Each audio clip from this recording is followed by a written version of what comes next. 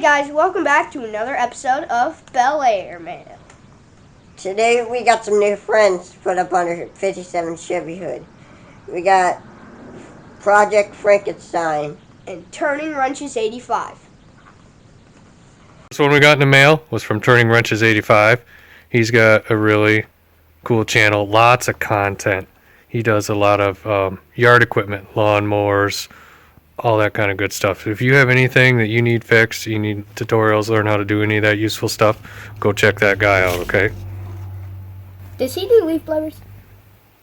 Probably. If you don't, please. Is that your favorite piece of yard equipment? Yeah.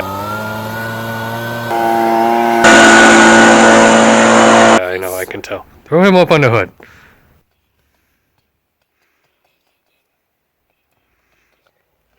Wrenches. What do you have? Project Project We got Project Frankenstein. So that's from Bryce and Shy, and they have a pretty cool old Ford truck. It's a 74, I think, F-250, and it's green, and they named it Project Frankenstein. Throw them up on the hood. No big deal.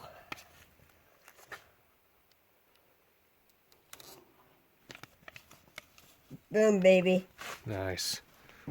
It's looking cool. I got a couple just normal shop part stickers. You want to throw them up too? For the heck of it? Yeah. But yeah, go check out those two channels. There's All right. 23 total stickers on here. Click here to see how we built this hood. Quick.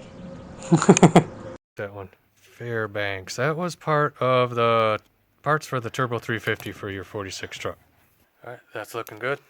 Oh, it's my favorite one. Where do you get that? DreamPlugGarage.com. Yeah, and where's the money go? Children's Hospital. The Children's Hospital? Yeah. We don't get any money from this. It goes directly to the hospitals. Yep. Children. The hospital that saved Bud's butt. Yeah.